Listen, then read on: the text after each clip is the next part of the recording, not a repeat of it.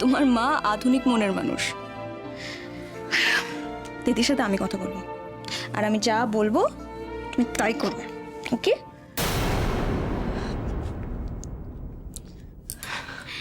কি হেই মেয়ে, এবার তো একটু হাসো। Happy happy happy happy be happy. সব ঠিক হয়ে যাবে।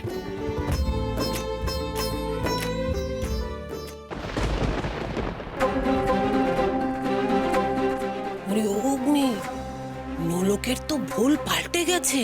কেন? সে আবার কি করলো? আজ তো সকালবেলা গান গাইছে রে। হ্যাঁ? হ্যাঁ, এই তো এতদিন বরকে খোঁজা নিয়ে কত কাণ্ড করলো, কালও তো ফিরে এসে কি কাণ্ড, আর আজ সকালে সবকিছু পাল্টে গেল। সে তো এখন পড়েছে মেঘলা আর অর্জুনের বিয়ে নিয়ে। ও নাকি তাদের কোথায় ঘুরতে পাঠাবে, ওরা গিয়ে আলাদা করে কথা বলবে।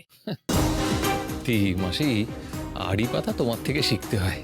বাহ, চমৎকার, তুইও ঠেস দিচ্ছিস। দে দে, আমার কানে যা এসেছে তাই তো বলছি। ওরে, তুই আমার একমাত্র বন্ধু, তুই বঞ্চিত হচ্ছিস বলে আমি এ বাড়িতে এলাম, আর এসে দেখছি একদম ঠিক করেছি। ওই মেয়ে যা ধুরন্ধর, তুই বা তোর মা ওর সাথে এঁটে উঠতে পারতি না।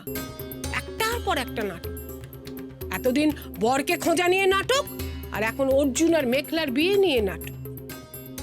আমি তোকে বলে দিচ্ছি, ওই মেয়ে অর্জুনকে শিখণ্ডি খাড়া করে তোকে সম্পত্তি থেকে বঞ্চিত করবে।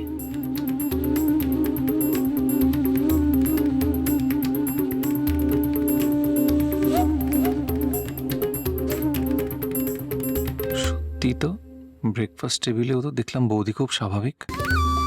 কাল গিয়েছিল কোথায়? কিছু কি নতুন তথ্য পেল যার জন্য এত রিল্যাক্সড? বর্দা ভাইয়ের ব্যাপারে কোনো পজিটিভ খবর পাইনি তো, কিন্তু কাল ফিরে তো কান্নাকাটি করছিল। অগ্নি, ও জেঠিমা, বলো। তোর সঙ্গে আমার একটু কথা ছিল। কানন, তুমি আমাদেরকে একটু একা ছেড়ে দেবে? হ্যাঁ দিদি, আমি তো এমনি কথা বলতে এসেছিলাম, তাই না রে অগ্নি? আমি এক্ষুনি চলে যাচ্ছি। দেখ, কানন আমাদের অতিথি, তাই আমি এতদিন কিছু বলিনি, কিন্তু আমার এখন মনে হচ্ছে ওর চলে যাওয়াই উচিত। কেন? আমার মাসি সে আমার বাড়িতে থাকতে পারে না? হ্যাঁ, তোর মাসি আমাদের বাড়িতে এসে থাকতে পারে যদি সে স্বাভাবিকভাবে সবার সঙ্গে মেলামেশা করে, তাহলে তো আমাকেও এই অভদ্রটা করতে হতো না। আমি চাই না যে আমার নাতনির বিয়েতে কোনো গন্ডগোল হোক, আর এই রোজকার অশান্তি আমার আর ভালো লাগে। অশান্তি শুধু আমার মাসিই করছে কি জেঠিমা? অশান্তি করার লোকের তো অভাব নেই। বৌদিও তো অশান্তি করে নাকি? অবধি আমি তর্ক করতে আসিনি, আমার সিদ্ধান্তটা জানিয়ে দিতে এসেছি। I am still the head of the family.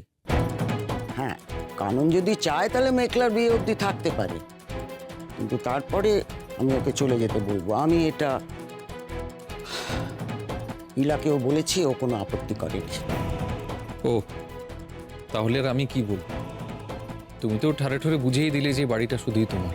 আমি তোদের অপমান করতে চাইনি, তাই এতদিন কিছু বলিনি। আর অরিন্দমের সন্তান জন্মাবার আগে আমি বাড়ির পরিবেশটা একটু ভালো চাই, সেটা আমি তোকে বললাম।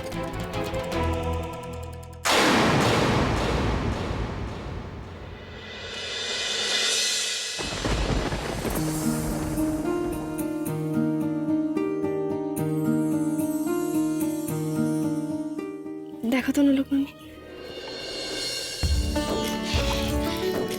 কি মিষ্টি লাগছে। দেখি দেখি দেখি, একটু ভালো করে দেখি। বাহ, কি মিষ্টি লাগছে গো। দেখি যেন কারো নজর না লাগে। আর এই যে, মনে আছে তো আমি কি কি বলেছি? যেভাবে বলেছি সেভাবেই কথা বলবে, কেমন? দেখি দেখি। বাহ দি ভাই, দেখ তো মেয়ে ফার্স্ট ডেটে যাচ্ছে, কি মিষ্টি লাগছে। একটু কাছের থেকে দেখি। Very pretty. যা, বাইরে অর্জুন তোর জন্য অপেক্ষা করছে, সাবধানে যাস কেমন? All the best. Thank you. আসছি। The best. Tata tata. সাবধানে যাস।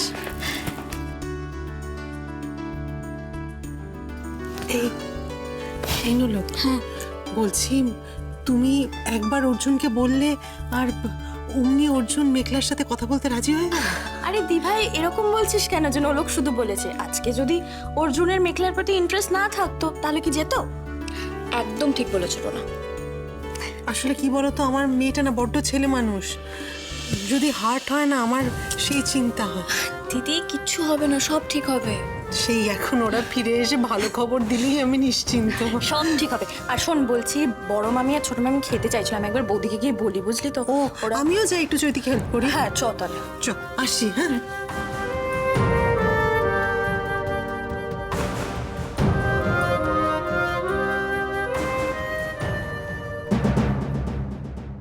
ইস মুকুল বাবু, তোমাকে ফোন করে সবটা জানাতে ইচ্ছা করছে আমার। মেঘলার বিয়ের ব্যাপারটা জানলে তুমি কত খুশি হবে বলো তো। কিন্তু যখন তখন তো তোমাকে ফোন করা যাবে না। অতএব বাবাকে পরে ফোন করে সব জানিয়ে দেবো, কেমন?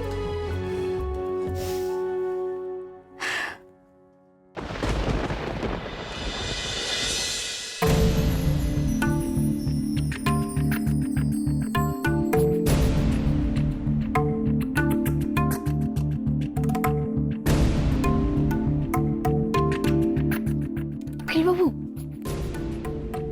বাবু চল। থ্যাংক ইউ, খুব চেষ্টা পেয়েছিলাম। আস্তে আস্তে আস্তে, গলায় লেগে যাবে, আস্তে। ঠিক আছে তুমি? I am fine. কি তুমি তুমি দাঁড়িয়ে আছো কেন? তুমি বসো বসো বসো বসো বসো। আমি একদম ঠিক আছি। এবার আমাকে বলো তো, আমাকে বলো কি হয়েছিল, কি তোমাকে হচ্ছে? সব বলবো নোলক, সেই কারণেই তো আশা। দেখো, এই পুরো ঘটনার সূত্রপাত আজ থেকে 3-3.5 বছর আগে।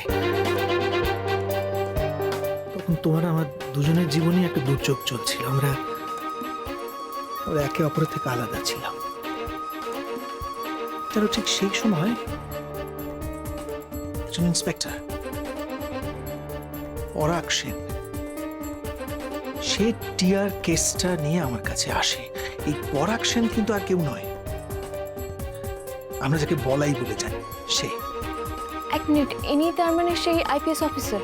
কারেক্ট, সে। এই টিয়ার কেসটা জানার পর থেকেই আমি বুঝতে পারি যে কেসটার মধ্যে একটা গন্ডগোল আছে। টিয়ার বাবা মার মৃত্যুটা স্বাভাবিক ছিল না, ওটা ছিল একটা হত্যাকাণ্ড, একটা খুন। এবং আমি যত স্টাডি করতে শুরু করি তত আমি বুঝতে পারি যে এর ভেতরে গভীর রহস্য রয়েছে এবং ষড়যন্ত্র রয়েছে, যার শিকড় বহু দূর অব্দি বিস্তৃত। একটা কোম্পানি, তুমি জানো, কিওর কোম্পানি, তারা ইলিগাল একটা ড্রাগ টেস্ট করতো পেশেন্টদের উপরে, এবং এভাবে প্রচুর পেশেন্ট মারা গেছে তাদের মুনাফার জন্য, তাদের লাভের জন্য, তাদের এক্সপেরিমেন্টের জন্য। প্রচুর অসহায় মানুষ মারা গেছে এবং তাদের মধ্যে এই বলাইয়ের স্ত্রী, বাবা মা সবাই ছিল। এবারে কিওর কর্তৃপক্ষ যখন জানতে পারে যে বলাই ঘটনাটা জেনে গেছে, মানে আমি আসল বলাইয়ের কথা বলছি, তখন ওরা ওই বলাইকেও খুন করে এবং ওর খুনটাকে আত্মহত্যা বলে চালানোর চেষ্টা করে।